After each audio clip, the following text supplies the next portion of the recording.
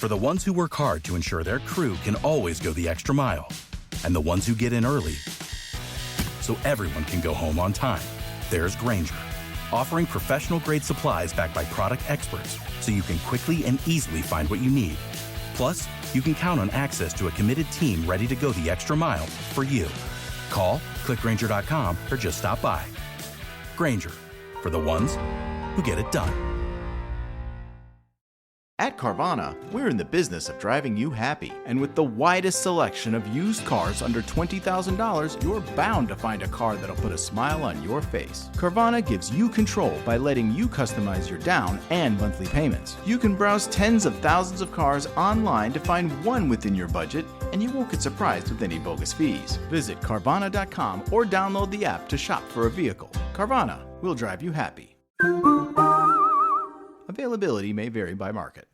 Hello there. It is Eric Erickson here. Across the nation, the phone number is 877-972-7425. What is it? 973-7425.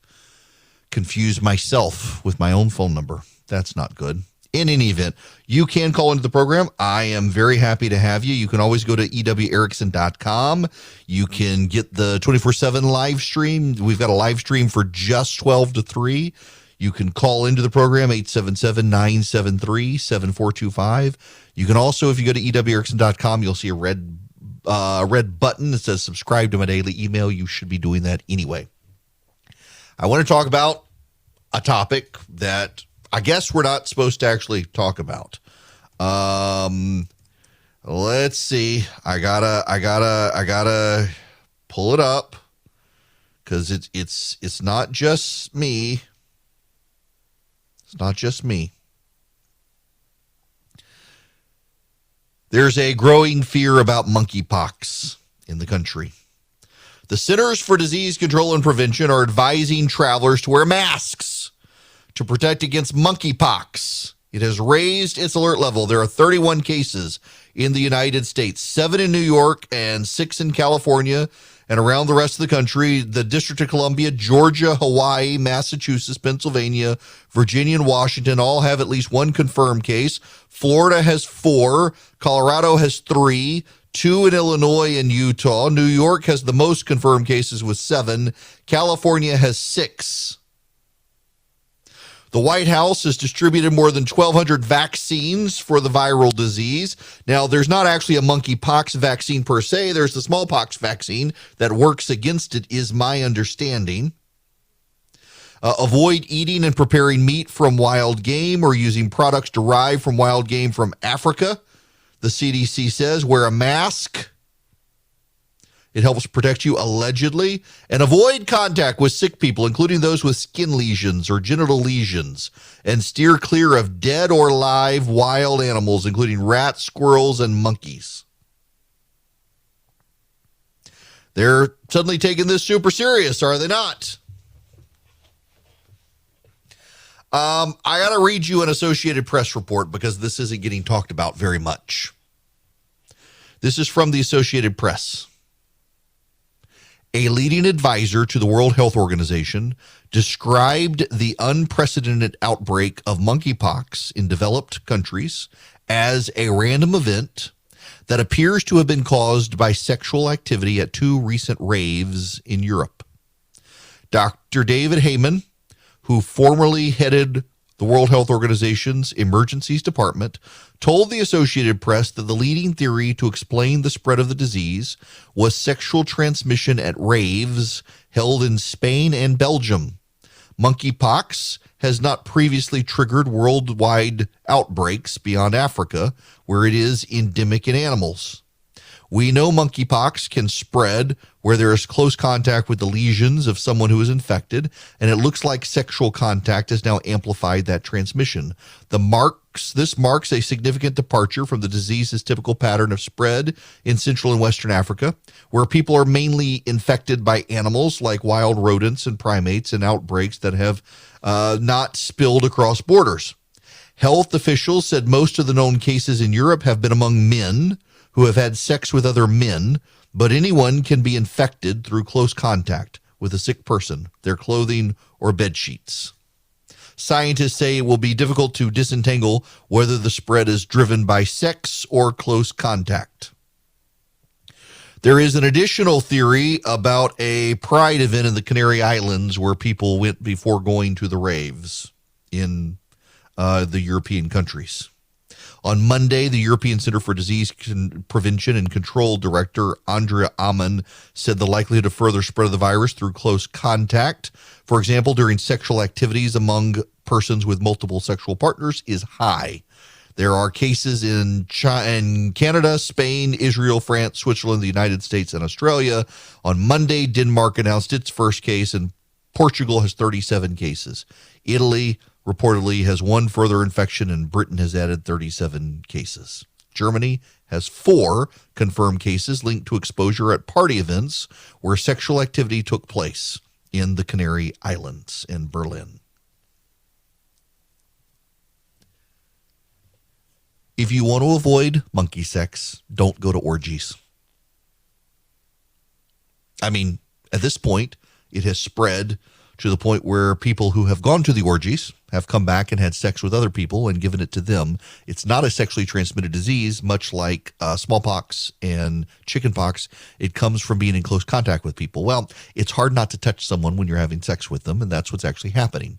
They haven't wanted to talk about it in that way because the reason is because they don't want to spread rampant homophobia like with the AIDS situation in the 1980s, claiming that it's some sort of sexually transmitted disease. Monkeypox is not a sexually transmitted disease. However, it is spreading right now because people have very close contact when they're having intimate relationships. In this situation, it appears to mostly overwhelmingly be gay men. In fact, Madrid's senior health official said Monday the Spanish capital has 30 confirmed cases. They are investigating links between a gay pride event in the Canary Islands, which drew 80,000 people, and cases at a sauna in Madrid. To put it more bluntly, a bunch of gay men were in the Canary Islands at a pride event, had sexual relations with each other. Someone there was infected with monkeypox. More than one person had sex with that person. These people then got infected and went to a gay bathhouse in Madrid where they encountered tourists and they had sex in the sauna, and they began spreading it that way. You can understand why they're trying to downplay the angle of gay men having sex in various places, because you don't want people to think that only gay people get this, because it's not true. Nor do you want people to think that it comes through sexual contact, because it comes through touching another person, regardless of where you touch them once they're infected. But you can also see why the media has tiptoed around the story, can you not? Because they have really tiptoed around the story. Oh, I've read the stories. I've read them from most of the Associated Press reports of late. I've read them from the American press reports. I've read them from the news outlets. You don't really hear them talking about monkeypox is spreading around the Western world because of a bunch of gay pride events in Europe that a bunch of tourists went to from around the world. They had a bunch of raves, sex, and got monkeypox. And now it's spreading more because it takes some days to figure out whether or not they're infected. And so the result is that the CDC is back on wearing masks. I note to self and to all of you, when the COVID first came out, the CDC said, well, you can get it off surfaces. We've got neighbors who you could watch them. They would get all their groceries delivered, letting the Instacart people potentially get infected at the time, leave the groceries on their front porch, and then they'd spray everything down with Lysol. Saw this repeatedly. Turns out that you're not going to get COVID from surfaces. In fact, all of the clean theater that a lot of businesses are going through, originally the scientists did think we could get it off surfaces. The problem is that the studies were super high concentrations of COVID. In general, you're not going to get COVID off a surface. You're not going to get it off a doorknob. You're not going to get it off a door handle. You're not going to get it off a counter. You're not going to get it off a product at the grocery store. You're not going to get it off the grocery scanners. You're not going to get COVID from surfaces. But monkeypox, you can get from touching someone else. Just like COVID, you're not going to get monkeypox from touching a counter. But you can get monkeypox from touching another person. just like you can COVID, but more so with monkeypox. And so wearing your mask isn't going to do you much good if you're touching someone who has monkeypox, which is where all of this has come from. My frustration with this story is that major media outlets are rushing to freak people out about monkeypox. The Associated Press, in its subsequent stories, the one I read to you tying all of this stuff together was from May 23rd. In the subsequent stories, very few of them want to talk about where the monkeypox has come from and how it is spreading.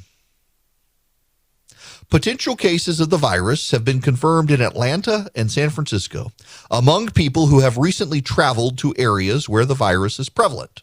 The first positive case in the United States came on May 18th when it was detected in a person who had returned from Canada.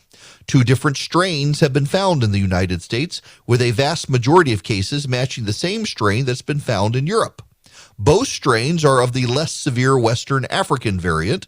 2 different strains implied that there were multiple animal-to-human transfers of the virus that eventually led to the United States.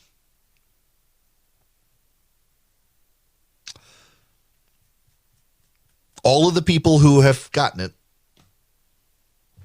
have something in common. It's not that they're gay.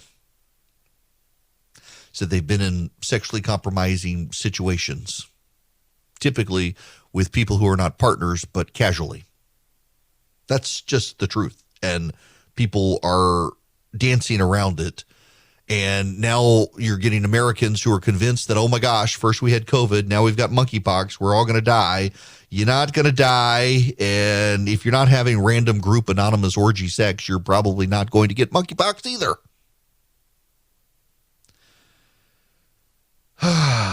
We live in a fallen world.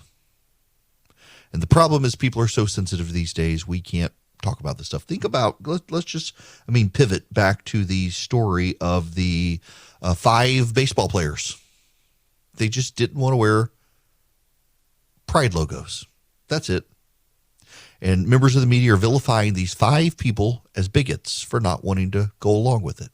And that very same media that is vilifying 5 people who didn't want to wear pride logos are dancing around and refusing to talk about where the monkeypox is coming from and spreading, lest during Pride Month they disparage the gay community. All I ask is you give us the facts.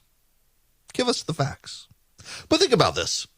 Dave Weigel, who is a reporter at the Washington Post, retweeted a joke some people did not find funny. He's now been suspended because the members of the press who work for the Washington Post are so sensitive they were offended by the joke that all girls are bi. You just have to wait to find out if it's sexual or polar. That was basically the joke. And he had to be suspended for retweeting someone else's joke. He apologized. He deleted it. Still got suspended. And the very same reporters who get offended by that are the very same reporters who can't give you the full truth of a story because they're worried they might offend a community of people. And in offending the community of people, far be it for you to have the truth. They're more about not offending other people. And as a result, your trust in the media goes down and your willingness to believe the conspiracy theorists of America goes up because the conspiracy theorists and offending everybody feel like they're telling you the truth. The media is not telling you. And really, who can blame you? There are a lot of options out there. If you're a self-starter and you want to invest on your own, it can be really confusing. And I'm delighted to tell you about SoFi because that's who I use, and now I've got them as an advertiser. If you're a SoFi user, my gosh, you get all sorts of options, great research. You get the ability to invest in stocks, EFTs, crypto, plan out your retirement. More importantly, you got people you can call on. For example, I can use SoFi to buy stocks and EFTs and do the deep dive research if I need to and get complimentary financial planners ready to help answer questions. You can too, whether you're stuck on where to start or need help deciding what to do next. You can even save for retirement with traditional Roth and SEP IRAs. They have so many options. If you're into crypto, you can also explore crypto. They've got 30 available coins: Bitcoin, Ethereum, Cardano, Solana, Dogecoin, and so much more. But more importantly, They've got the number one ranked automated investment tool, their robo-advisor. It takes the stress out of building and managing a diversified portfolio without having to pay a bunch of experts to do it. I really like SoFi. Y'all, I've tried, you name it, and I probably tried it, and I settled on SoFi and think you will like it as well. Cut through the jargon, make investing easier with SoFi. Visit SoFi.com/Eric to learn how you can win up to $1,000 in stock when you open an account. That's SoFi.com/Eric. Brokerage and active investing products offered through SoFi Securities LLC, member FINRA SIPC. Welcome. It is Eric Erickson here. The phone number 877-973-7425. Let's see. I can go to the phones. Here I'm going to go to Sharon. Welcome to the program, Sharon. Hi, Eric. I had a quick question. I've been in and out of the car, so I've heard you in pieces. But you had said earlier that, and we know the Democrats are in trouble, you had said something about Warnock, but I'm wondering, I'm not seeing any ads, anything positive coming out for Herschel Walker, and I'm worried. I think, too, there's a certain element of people that got so sick of President Trump that anybody he recommends, kind of like Purdue, is not going to have a shot. But, I mean, the thought of us not getting a Republican senator is scary.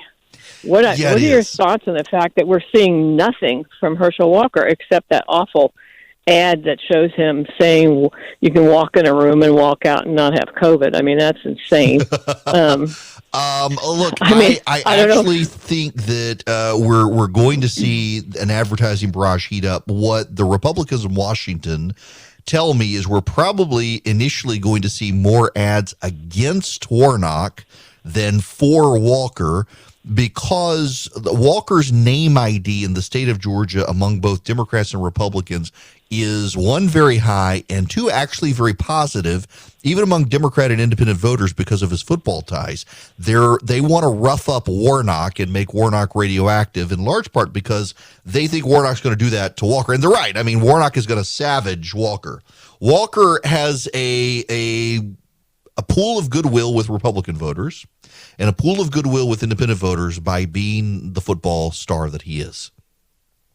He's doing a lot of interviews in smaller venues around the state. He's making himself accessible. I was at the Red Phone booth in Atlanta last night, a cigar speakeasy, and some people were coming in from a fundraiser he had nearby. And Selena Zito of the New York Post and Washington Examiner, she's telling me she got some time with him the other day, had a very nice interview with him. She's very impressed. She wasn't expecting him to be as deep and engaged as he was. So we're going to see that as well. And you're going to see a lot of Republican attacks on Warnock. I mean, look at the outside PAC. There's a super PAC that's been set up to help Herschel Walker, and they're the ones who gave the money out at gas stations in Atlanta. They are really, they're engaged. The super PAC is. They're engaged in building a pro-Walker story. They're engaged in building an anti-Warnock story. But I would just say this. It's June. It's June. The election's November. If you engage right now while people are on summer vacation, half the people aren't going to see your ads anyway, so why spend them? Kids have just gotten out of school, parents are just going on vacation, so there's not a lot of reason to spend a ton of money right now. The fact that Raphael Warnock is spending as much money as he is spending right now is a tell that his polling for Democrats is terrible. You really don't want to spend a ton of money right now for a couple of reasons. One is it's summer and newly summer. A lot of people are out of town, and the Democrats still have major runoffs in the state of Georgia. There is a Democratic runoff for lieutenant governor, a Democratic runoff for Secretary of State. There are a variety of other Democratic runoffs, and the Democrats are paying attention to those right now. So even the Democrats are kind of drowning out their own message. And again, it's summer. When I was a campaign consultant, you used to never do a lot during the summer because people aren't paying attention. You do more now, particularly with digital advertising. You can follow people around the country. Let's say you're from Georgia, but you happen to be in, I don't know, Hawaii, place I've never been. My assistant and her family went to Hawaii 2 weeks ago. I'm very jealous. But nonetheless, you're in Hawaii. You can still be targeted with your Georgia ads because they know you're actually from Georgia, even though you're watching in Hawaii. And you can get away with that now. And you do get away with that, but you don't have to spend a ton of money in that regard. Digital advertising is not nearly as expensive as broadcast advertising. And so just because you're not seeing the ads doesn't mean they're not there. They're just not there in massive quantity right now. And that's not a bad thing. Give it a couple of months and we will all be tired of all the advertising. You know, my buddy Rich McCormick, he's running for Congress. He's being attacked right now. Apparently ads all over Atlanta about him being anti-gun. The man was a Marine. He's an ER doc. He's a Second Amendment advocate. He's a solid Christian guy, and I hope the people in the 6th Congressional District in Georgia will support Rich McCormick. He's a super dude, and I hate he's being attacked so negatively with a lot of false stuff. Rich McCormick is a solid Christian guy, strong Second Amendment guy, strong conservative guy, strongly pro-life, and so I hate that they're being smeared against him. He's a good dude. I just want y'all to know I've just put in the onion ring recipe by your demands tomorrow at around 1:35 p.m. The onion ring recipe will go out to everyone. If you want it, you need to text the word recipe, just singular, not recipes, recipe, to 33777, and you'll get it. Now, to the phones we go, 877-973-7425. Let's go to Denise. You're up next. Welcome. Hey, Eric. First of all, quick news flash about monkeypox. And I want to say this to all the risky behavior people. Risky behaviors carry risk, hence the name. So now to my question. Let's say the red wave happens and Republicans take over the Senate and House. What can they do? What should they do between 2022 and 2024? Can they only simply stall the Biden administration? Oh, that's a good question. So one of the things they can do is investigate the snot out of the Biden administration, and there's lots to investigate, including some of the self-dealing within the Biden administration and some of how the Biden administration undoubtedly, people who would benefit from the student loan bailout are trying to organize Joe Biden to bail out student loans. The other thing they can do is budgetary restraint. Now, there'll probably be a government shutdown, and I'm okay with government shutdowns, but the Republicans will be able to control the budget in the House of Representatives. Remember, appropriations come out of the House of Representatives. And so the Republicans will lead there. They'll have to do continuing resolutions with the Democrats to keep government funded. But if they want to pick a fight on spending, which they are going to do, they'll be able to do it. Now, the big things, Joe Biden will have a veto pen. Republicans will spend some time messaging. And in messaging, they will pass legislation they know will not pass, probably won't even get out of the Senate because the Democrats will filibuster. But if it does and Joe Biden vetoes it, well, they will have something to run on in 2024. There is not a ton that can be done right now unless Republicans get to 60 in the Senate, which they can't do this year. They can't. If they sweep this year, Republicans very easily could get to 60 votes in the Senate in 2024. They've got a very good year coming up in 2024. If the Democrats hold the Senate now, they're going to lose the Senate in 2024 because the playing field benefits the Republicans then, given the seats that will be up. Republicans in the House, however, you've got to remember, after Barack Obama in 2010 lost, he still had the Senate. He lost the House, but he had the Senate. Republicans were able to fight the Democrats and get sequestration, where they, for the first time in living memory, actually rolled back the size and scope of the federal government. That was a big win for the GOP, and they've spent years squandering that win and then complaining about the win. But they have some measure of appropriations they can do. They can shut down the government and pick a fight on spending.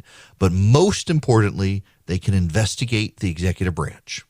They can investigate what actually happened in Afghanistan. They can investigate what the Biden administration really knew about the supply chain issue.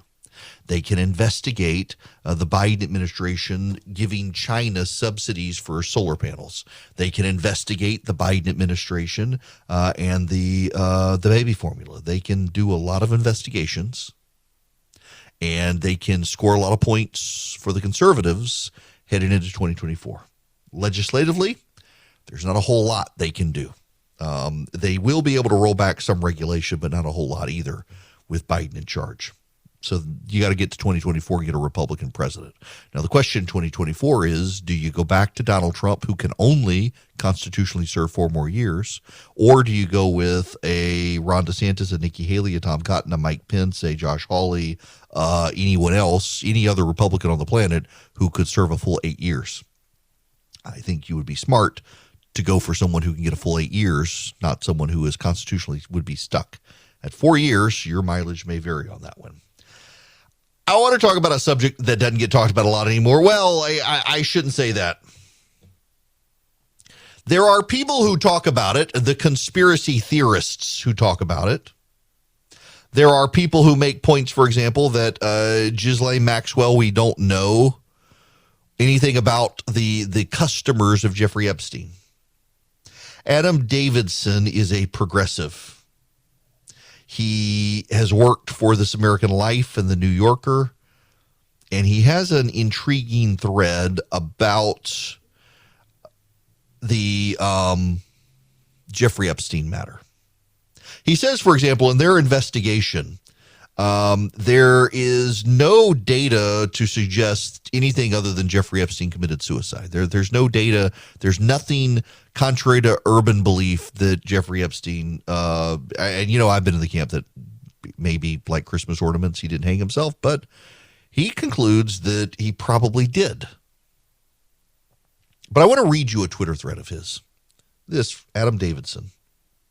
I wrote something provocative about how I know stuff about Jeffrey Epstein and can't publish it. I'll do my best to explain and reveal here. It provides, I think, a good lesson in why it is hard to publish stories about bad things done by the rich and powerful. First, just about everything I know has been published somewhere. It's in books or articles or interviews with victims or revealed in depositions. But yes, there are things I believe with good evidence to be true that I feel I cannot publish.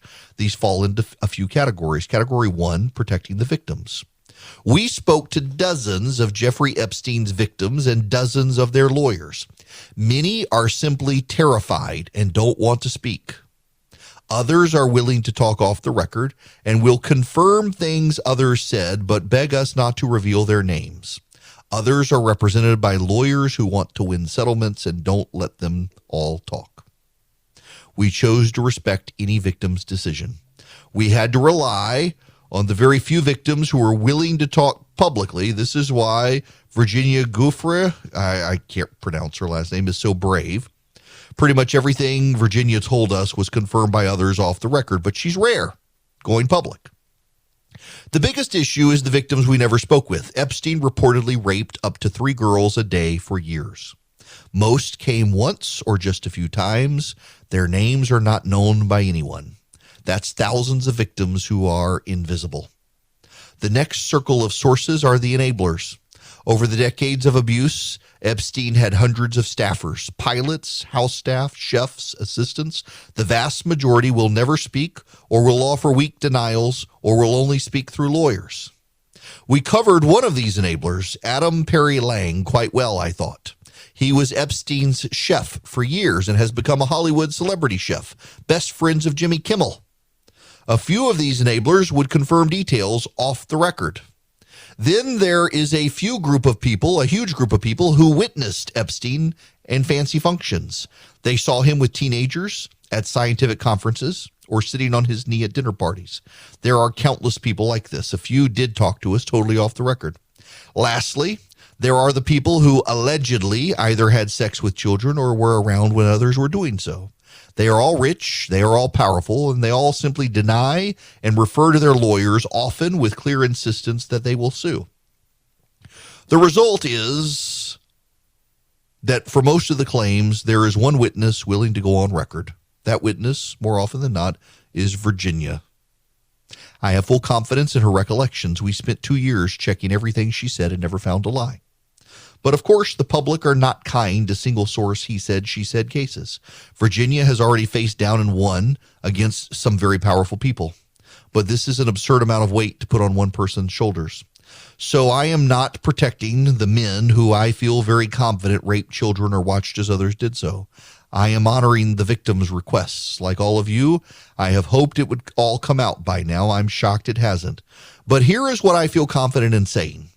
If someone spent any amount of time with Jeffrey Epstein, at a minimum, they saw him physically touching girls in provocative ways and rather gleefully showing off his ability to do so.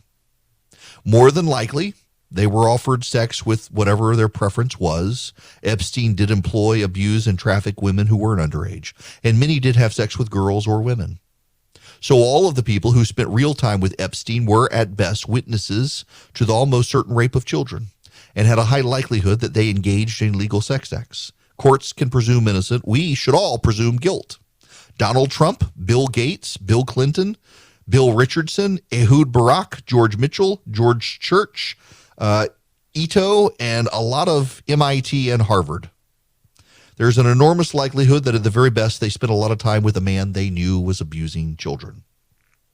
They saw him with those children. They saw naked photos on his walls, and many saw naked children around his pool. They knew, yes, of course, many participated, but they all knew. I'm not able to say the names of people I think participated without betraying victims, but these men should not be invited into polite society. They should not be celebrated on TV shows as experts on COVID or international relations or whatever. He goes on to say elite institutions like universities, museums, and other nonprofits sell a product to disgraced men. Reputation recovery. They call it the halo effect. In Jeffrey Epstein's case, it was more awful. It was a central piece of his grooming apparatus. Most people who knew Epstein found him creepy, weird, and unpleasant. He had little actual interest in science and art, though he does seem to have had a genuine love of classical music. But being surrounded by elites was central to his victim recruitment. It was also key to his ability to crush his victims' willingness to go against him. How can you go against this rich man who was so tight with the biggest scholars, political figures, etc.? Epstein's awfulness was no secret. Many people report him visiting MIT's campus with a group of young girls in tow. Many professors and staff said MIT should not accept money from this clearly awful man they knew. Perhaps the most shocking is Interlochen, a music camp for teens, where Epstein was touted as a key supporter. He had his own house on the campus. He groomed victims right there. I'm not aware of anybody paying any price for this. I have heard from several people that Epstein would walk around the EDGE conference, this gathering of leading scientists, with teenage girls. One scientist told me he was warned not to bring his own teenage daughter for fear of her falling under Epstein's evil. So these elite institutions were not innocent, passive recipients of charity from a man they later learned had an ugly private life. They knowingly participated in and gave him key tools to expand his decades-long system of raping and trafficking teenagers. Most don't bother giving any reply. Some, like George Church, give pathetic answers about nerd tunnel vision. Bill Gates is the best. He needed Epstein to help him find rich donors. Who would Epstein have access to that Gates wouldn't? I naively thought for a moment that this whole affair would lead to a fundamental reassessment of how elite philanthropy works, but it didn't. At the very least, these donations shouldn't be tax-free. MIT, Harvard, Interlochen, EDGE sold something of enormous value to Jeffrey Epstein only they could offer. He makes the case repeatedly that with Jeffrey Epstein, that Bill Clinton would fly on flights with Epstein and teenagers. Epstein's home in Palm Beach had nude photos of teenagers on the wall and often nude teenagers sunbathing. If they didn't participate in the crimes, a lot of these powerful men witnessed them. He has special scorn for Bill Gates, who's on a rehabilitation tour after his divorce, who very clearly was around Epstein and whose own wife was creeped out by Epstein. I wanted to read you, this is Adam Davidson. Adam Davidson works in the media. He works now for masterfulstory.com.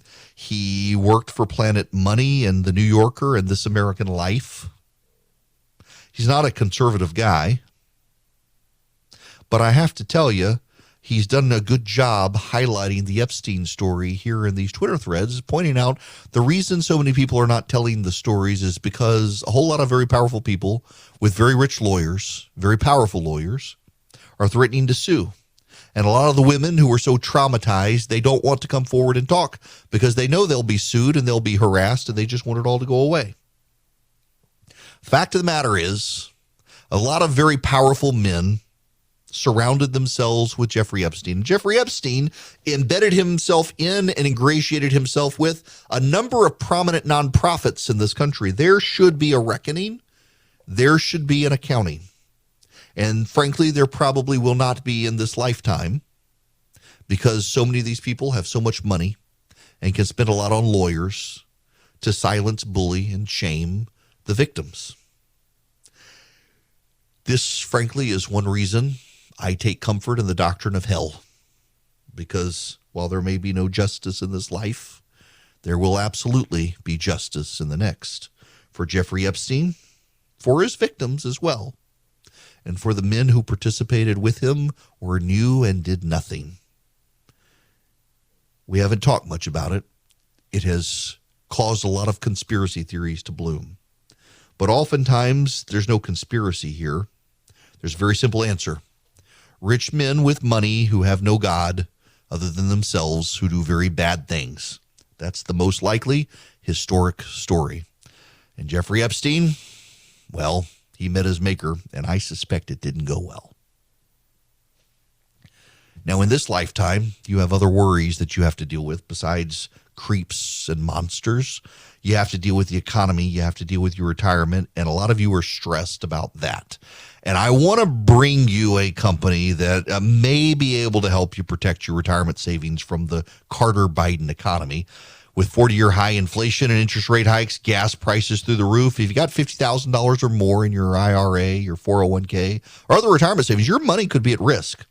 I've never recommended precious metals before because we haven't had the Carter-era economy, and now suddenly we do, and so it may be time for you to consider physical gold and silver. If you call my friends at Goldco at 855-904-5933, they're going to send you a free wealth protection kit to learn how to use gold and silver to protect and grow your money. Thousands of retirees are protecting their retirement savings. Many are getting $10,000 or more in free silver for doing it. Call my friends at Goldco. Find out how you qualify for their offer. 855-904-5933. They've been helping thousands of Americans protect their retirement. Now, listen, if you don't have a pen and pad handy, this is very easy. Text my name, Eric, E-R-I-C-K. Text it to the number 33777. I will send you back Goldco's phone number, 855-904-5933. Call them, talk to them, tell them I sent you. Call Goldco. Again, just text my name, Eric, E-R-I-C-K, to 33777. I will send you their toll-free number. They are just one toll-free call away to give you, maybe if they're a good fit for you, some peace of mind with your retirement. Hi there. It's Eric Erickson here. It's too late for you to call in. We only have a few moments left. I want to give you a heads up on something I'm trying to keep an eye on. The Supreme Court has some really big cases, and it is now June. June is the last month of the Supreme Court term. They will occasionally go as late as July 1st, and they may this time because they have about 30 cases left. This is the longest the court has gone without major case releases, and they'll do it this month, and I'm trying to keep up with them. They will happen usually 10 o'clock on Tuesdays, Wednesdays, and Thursdays, not always, and let me just tell you what's coming for perspective here. You got the Dobbs versus Jackson women's health case. That's the case that could undo Roe v. Wade. You have Biden versus Texas, where the court's going to decide if the Biden administration has to continue enforcing the migrant protection protocols put in place by Donald Trump. That's the Remain in Mexico rule, where asylum seekers have to stay in Mexico. They're going to have the New York State Rifle and Pistol Association versus Bruin. That's the Second Amendment case. Is whether or not to allow laws that regulate concealed carry licenses. Essentially, New York law requires people applying for a license to carry a concealed weapon to show they've got a proper cause, whether or not they actually have one or not, if they just want to carry it for self-defense, which they should, but New York requires specifics, and they rarely grant it. West Virginia versus EPA. which is going to be over greenhouse gases. And Kennedy versus Bermonton School District, which should probably come this week, actually, over whether if government gives you vouchers for schools, can they restrict you from giving them to religious institutions? 5 really big cases out of 30, and they're coming in the next few weeks, and we'll cover them as we get them, so stick around.